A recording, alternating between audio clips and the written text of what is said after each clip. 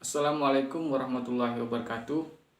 Alhamdulillahirrabbilalamin. Wassalatu wassalamu ala asrafil anbiya'i wal mursalin wa ala alihi wa ashabihi ajma'in.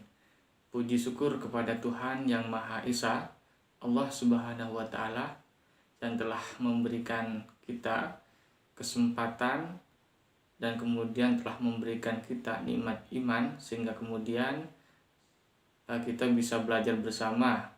Meskipun anak-anak sedang berada di rumah hari ini karena memang situasi pandemi COVID, maka Bapak berharap tidak menyurutkan semangat belajar anak-anak yang ada di rumah, karena itu merupakan sebuah ibadah ya. Itu ya anak-anak materi kita hari ini, yaitu Pancasila sebagai filsafat negara dan sumber dari segala sumber hukum. Minggu sebelumnya Bapak sudah menjelaskan bagaimana kemudian Pancasila itu dibentuk, Pancasila itu dirumuskan, kemudian disahkan sebagai dasar negara. Jadi di pembelajaran ini coba kita akan membedah apa sih sebenarnya Pancasila itu. Jadi di sini Bapak akan menjelaskan Pancasila sebagai falsafah negara. Ketika kita berbicara falsafah ya, berarti kemudian sebuah kata yang mengandung makna pandangan hidup ya bagi kemudian negara atau kemudian hal yang mendasar dari negara itu sendiri. Pancasila sebagai falsafah negara atau pandangan hidup bangsa Indonesia pada hakikatnya merupakan suatu nilai-nilai yang bersifat sistematis, fundamental, dan menyeluruh. Maksud sistematis itu adalah dia mempunyai struktur ya. Ketika kita melihat Pancasila misalnya, sila pertama adalah sila ketuhanan yang Maha Esa. Sila kedua, sila kemanusiaan yang adil dan beradab. Yang ketiga, persatuan Indonesia, dan seterusnya. Itu nggak bisa kemudian dibolak-balik ya, dalam artian sila ketuhanan disimpan di sila kelima misalnya.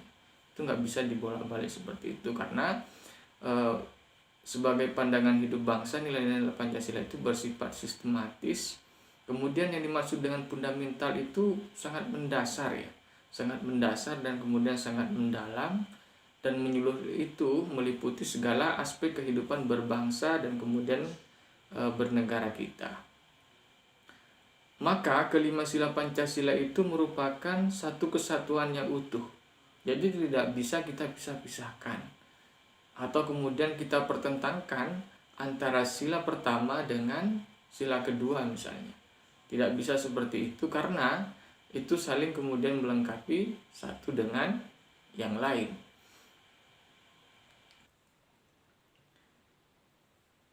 Selanjutnya, Pancasila sebagai satu kesatuan yang utuh oleh Profesor Kailan tahun 2014 digambarkan kurang lebih sebagai berikut anak-anak ya. Bahwa kodrat manusia adalah sebagai makhluk Tuhan yang Maha Esa. Jadi kita ini adalah makhluk ciptaan Tuhan yang Maha Esa. Makhluk ciptaan Allah Subhanahu wa Ta'ala. Itu sebenarnya terkandung dalam sila pertama. Pada hakikatnya, manusia itu bertujuan untuk mewujudkan manusia yang memiliki harkat dan martabat sebagai makhluk yang berkebudayaan dan memiliki adab. Itu tercermin dalam sila kedua. Kemudian, manusia yang beradab itu membutuhkan wadah bersama sebagai makhluk sosial, yaitu suatu negara atau organisasi hidup untuk membentuk ikatan sebagai suatu bangsa. Jadi istilahnya manusia itu selain kemudian dia memang adalah makhluk ciptaan Tuhan, yang kedua itu dia memiliki keinginan menjadi manusia yang beradab, maka dia itu harus dalam satu wadah ya. Jadi harus ada istilahnya yang mewadahi itu. Wadahnya itu adalah Negara Kesatuan Republik Indonesia, sebagaimana kemudian yang tercermin dalam sila ketiga Pancasila. Kemudian kita sebagai makhluk Tuhan kemudian bercita-cita menjadi manusia yang memiliki adab yang baik, serta kita berada dalam suatu wadah yaitu negara Indonesia, maka konsekuensinya adalah kita harus melaksanakan atau kemudian menempati wadah itu dengan cara demokratis, serta kemudian menempatkan kekuasaan itu berada di tangan rakyat. Kenapa demokratis? Karena ada banyak istilahnya karakter dan kemudian kelompok masyarakat yang ada dalam satu wadah itu. Jadi dalam hal-hal pengambilan keputusan misalnya kita harus bermusyawarah. Begitupun misalnya di level kelas ya. Di level kelas kita juga bisa memakai sila keempat Pancasila ini. Apa misalnya? Dalam penentuan ketua kelas misalnya, ya kita harus berlandaskan nilai-nilai musyawarah atau nilai-nilai demokrasi. Maka dari sila ke-1, sila kedua, sila ketiga, dan sila keempat, maka yang terpenting juga yang menjadi ujung tombak adalah lahirnya negara sebagai organisasi bersama yang demokratis untuk mewujudkan keadilan sosial bagi seluruh rakyat Indonesia. Jadi ini juga yang paling penting di aspek Pancasila, bagaimana kemudian mewujudkan keadilan sosial bagi seluruh rakyat Indonesia. Jadi ketika kita berbicara hukum misalnya, hukum itu nggak boleh tajam ke atas, tumpul ke bawah. Dalam artian orang yang kaya ketika dia bersalah misalnya karena dia punya uang, dia bisa membeli hukum, kemudian dia dibebaskan atau mendapatkan hukuman yang ringan. Sementara orang yang menengah ke bawah karena dia tidak punya uang, dia diberikan hukuman yang berat. Tidak boleh seperti itu, kata Pancasila. Kita harus menempatkan keadilan sosial bagi seluruh rakyat Indonesia. Jadi tidak ada pengkotak-kotakan, tidak ada istilahnya suku satu lebih istimewa dengan suku yang lain, ya kan? Anak pejabat lebih istimewa daripada anak tukang parkir. Maka ketika itu terjadi, maka itu sudah tidak sesuai dengan nilai-nilai Pancasila, khususnya keadilan sosial bagi seluruh rakyat Indonesia. Kemudian apa sih yang dimaksud dengan Pancasila sebagai sumber dari segala sumber hukum? Pancasila sebagai sumber dari segala sumber hukum itu artinya sebagai berikut. Yang pertama, Pancasila merupakan asas kerohanian tertib hukum yang tercermin dalam 4 pokok pikiran pembukaan Undang-Undang Dasar 1945. Jadi di 4 pokok ya pembukaan Undang-Undang Dasar itu dijelaskan di situ. Salah satunya adalah juga memuat sila Pancasila pada alinea keempat.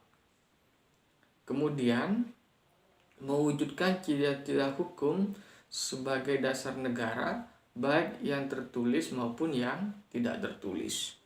Jadi istilahnya ciri-ciri hukum ini adalah harusnya semua kebijakan yang dilakukan oleh negara itu harus bersumber kepada hukum. Hukum itu sendiri kalau di Indonesia bersumber kepada Pancasila.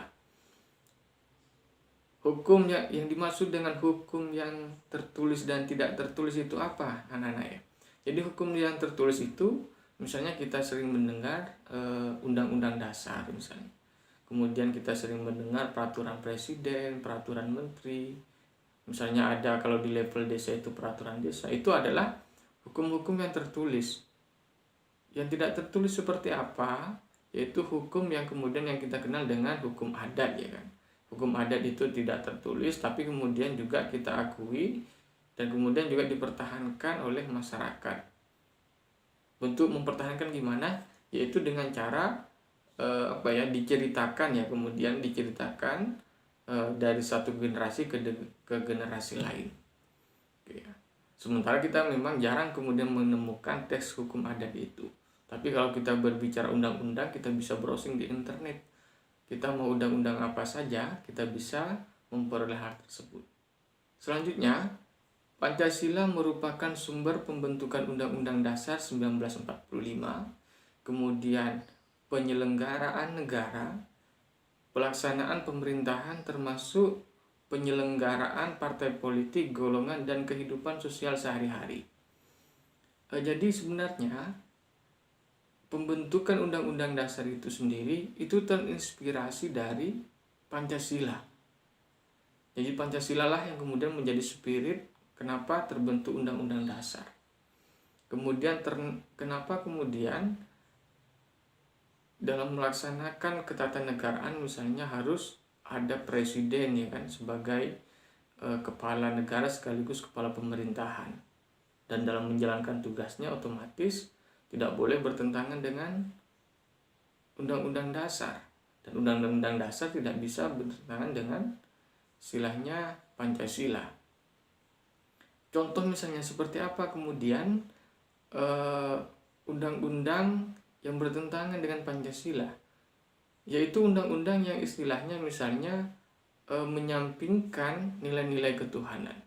Dalam artian misalnya tidak ada kemudian spirit nilai-nilai ketuhanan di situ. Jadi kalau anak-anak misalnya melihat undang-undang itu, pasti nanti di situ ada khususnya ketika berbicara naskah awal itu tetap berlandaskan dengan nilai-nilai ketuhanan yang Maha Esa. Oke ya. Kemudian juga dalam pergaulan hidup kita sehari-hari juga kita harus menerapkan Pancasila ini. Contohnya apa? Jadi kita hidup di lingkungan yang beragama sangat beragam ya. Beragama yang sangat beragam. Jadi ketika kita misalnya ingin membuat aturan ya kan di lingkungan sosial kita, maka kita harus mempertimbangkan agama-agama yang ada di situ. Tradisi-tradisi yang ada di situ. Biar kemudian apa yang kemudian menjadi keputusan kita dalam sebuah peraturan itu tidak mencederai nilai adat yang masih hidup, dan kemudian nilai agama kita dan agama orang lain. Selanjutnya, bagaimana sih sebenarnya bentuk implementasi Pancasila dalam konstitusi dan perundang-undangan? Oke ya, jadi harus dicatat, ada bahasa konstitusi. Konstitusi itu artinya itu hukum dasar ya. Artinya konstitusi itu hukum dasar, baik secara tertulis maupun tidak tertulis. Jadi Pancasila itu kan adalah hukum dasar yang tertulis ya anak-anak. Teksnya kita bisa lihat itu. Kemudian undang-undang itu adalah hukum dasar yang tertulis. Kita bisa melihat teksnya dari situ.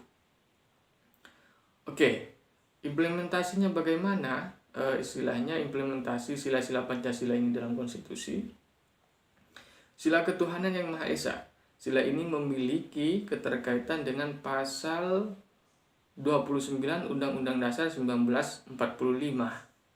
Sila ini memberikan jaminan kemerdekaan bagi rakyat Indonesia untuk memeluk agama dan menjalankan ibadahnya berdasarkan keyakinan masing-masing ya. Jadi kita tidak boleh saling mengganggu Tuhan mereka, dan kemudian kita tidak boleh istilahnya mencampuri beragama mereka. Bagimu agamamu dan bagiku adalah agamaku. Jadi kita tidak boleh mencampur adukan itu.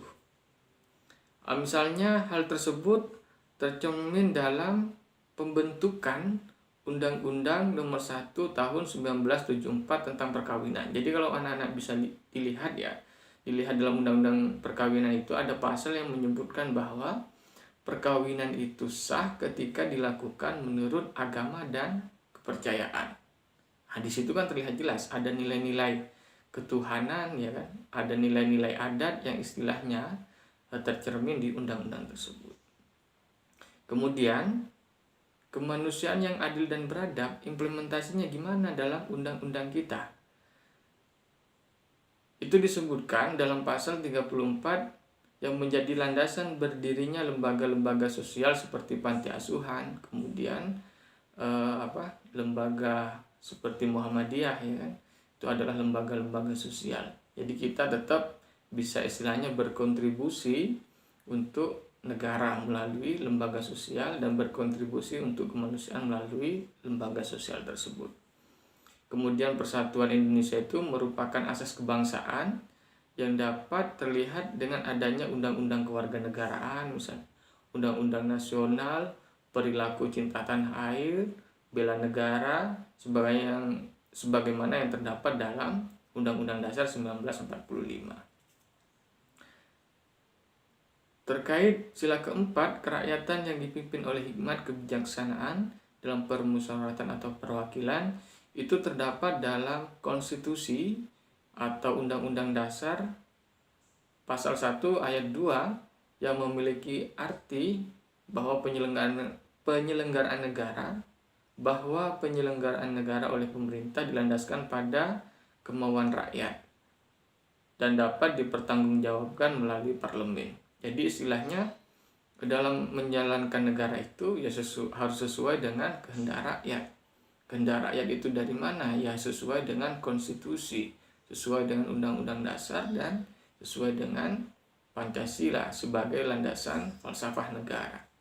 Kemudian keadilan sosial bagi seluruh rakyat Indonesia dalam konstitusi atau undang-undang dasar itu terdapat dalam pasal 33 yang mengharuskan negara mewujudkan keadilan sosial bagi seluruh rakyat Indonesia. Itu adalah amanah, istilahnya amanah Pancasila. Kemudian dalam pasal 33 Undang-Undang Dasar menyebutkan negara diharuskan mewujudkan masyarakat yang adil dan kemudian makmur. Jadi itu ya yang kemudian implementasi Pancasila dalam konstitusi atau undang-undang dasar, serta contoh-contoh penerapan Pancasila dalam perundang-undangan. Oke ya, baik, cukup sekian untuk materi kita hari ini. Bapak akhiri, semoga kita diberikan kesehatan dan kemudian kita senantiasa meningkatkan belajar kita dimanapun kita berada.